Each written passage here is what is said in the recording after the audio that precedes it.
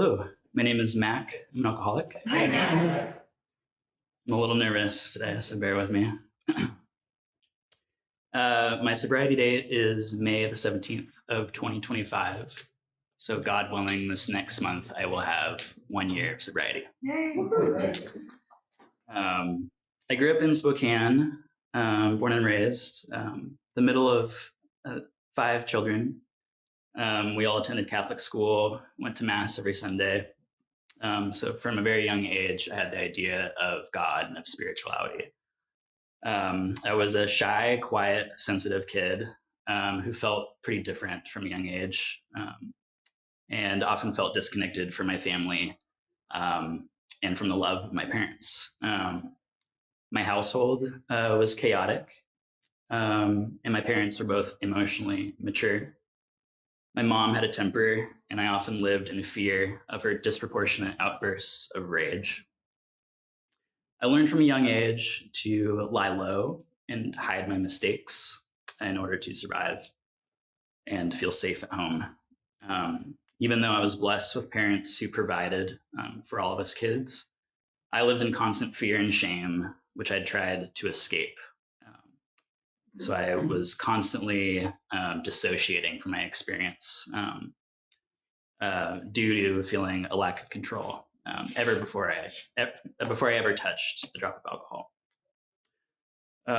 At the age of 16, I came out as gay, and my mom reacted very poorly. So for the last 2 years living at home, I felt increasingly alone, unloved, and abandoned. I went to college at the age of 18, and it's there where I found alcohol, which instantly became the solution to my discomfort, to my shame, to my feelings of unbelonging in the world, and to my lack of self-esteem. I basically immediately began binge drinking and was convinced for the longest time that everyone drank just like me. A lot of people did in college, but looking back, I took it a lot further, and I drank a lot differently. Progressively, I drank when stressed.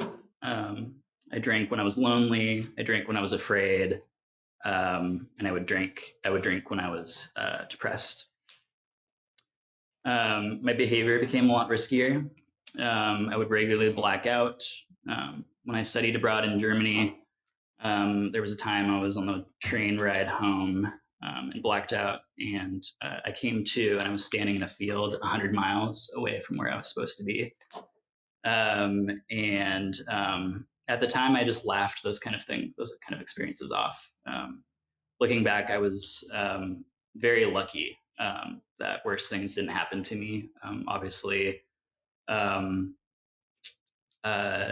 was a potentially dangerous consequence of my drinking, but I didn't think it was a big deal. For me, it was just par for the course. In my mid-20s, weed became my drug of choice. And it was around that time that my sister died suddenly in a car crash. And my drinking and my smoking increased exponentially. My mental health plummeted. I went to therapy, became diagnosed with depression and anxiety, went on antidepressants, which helped. But I wasn't completely honest about my drinking, about my smoking weed to my therapist. So therapy really only went so far. I ended up quitting a job right before COVID hit, and I was unemployed for about a year. And it was during that time when I became a daily vodka drinker. It was at that point where I'd wake up and take shots of vodka, throw up bile, take more shots of vodka. But miraculously, I came out of that, but I owe that to my weed addiction. So I got a new job, and which was a work from home position, and basically would wake and bake every single day. So even though I wasn't drinking as much, I was using weed in order to not feel and to escape myself. I ended up moving to Seattle about 4 years ago. with housemates, and it's then that I started to hide my use a lot more. For me, in my experience with alcohol and with weed, I can control it, but I can't really enjoy it. So for me, that was kind of an obstacle for me to admit that I was alcoholic, or even realize that I was alcoholic and an addict. Uh, I became further and further disconnected from truth and reality. So even though I thought I had this control, I really didn't. And where I thought that I just wanted to use because it felt good, I was really, in a sense, just converting the alcoholism taking over me as that is my will, this is what I want. When really deep down I knew it's not what I wanted anymore. I became consumed with resentments. The last few years, I would get nearly blackout drunk, and I would unleash a barrage of text messages to my parents in just a drunken rage, rehashing past hurts. I funneled a lot of resentment towards my next door neighbor, which resulted in one day unleashing a barrage of resentments to him. And it was then that I was arrested while throwing empty beer bottles and cans over the fence. For me, that was an extreme boiling over and progression of my alcoholism and my use. And it was there in King County Jail when I finally admitted out loud to somebody, I think I'm an alcoholic.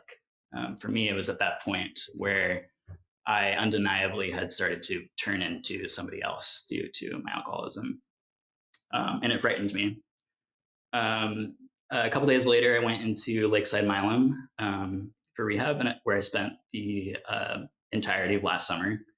And it was there that I rediscovered my spirituality that I had lost since coming out and since losing my sister and since losing my belief in God. I wanted to read a little quote out of the big book that really resonates with me. This is on page 55 in We Agnostics.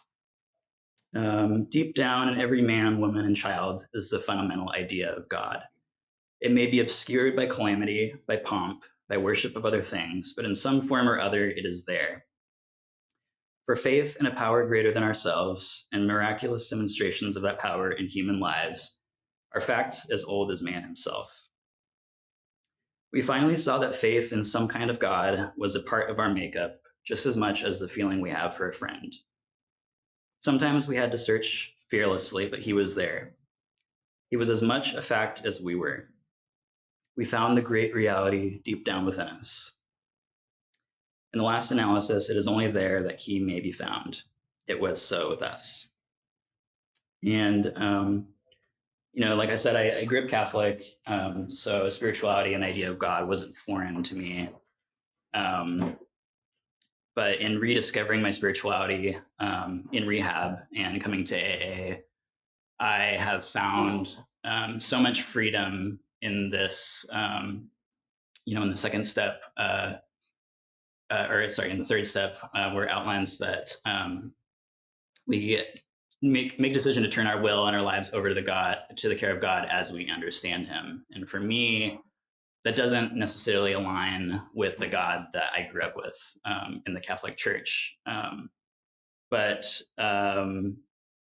And for me, I like in the chapter, it talks about prejudice and not having prejudice towards different ideas of God. And I do feel a sense of letting go of a lot of that prejudice. But for me, having this new respect for God that I don't fully understand and don't need to understand in order to trust, in order to put faith in, is really empowering to me. And this constant reminder that for me, in my spirituality, I don't think of God as something as this external entity that I need to pray to. It's something that I exist within, that's within me. And realizing that there is so much strength to be drawn upon in my recovery that's within me and that I can see in other people. And I owe this rediscovery to spirituality to AA. In recovery, I began to rediscover myself, and I found a sense of community in AA that I've never had before. I've begun to release my feelings of shame And by working the steps, I've seen where I have disconnected myself from others, from God, and from myself. I'm starting to see now where I get in my own way, and I'm starting to love the world as it is, and to surrender and to live life on life's terms. I'm beginning to learn to have faith, and learning that I do need, while I do need to surrender, I need to put in the work and apply the principles of the steps in my life. And it's not perfect, but I'm realizing that, even in the short period of time that I have been sober, I'm already starting to hear from friends and family the difference that it's making in my own life. And, I'm someone who can definitely be hard on myself, and I can start, can be hard on myself on not being perfect or already having everything fixed. And, but knowing that the work that I'm doing is already starting to make an impression on people in my life, and making a positive impact, it's given me a renewed hope for the rest of my life. So I'm very grateful to be here to speak with you and to speak to you, and I'm very grateful for AA. Thank you. Thank you.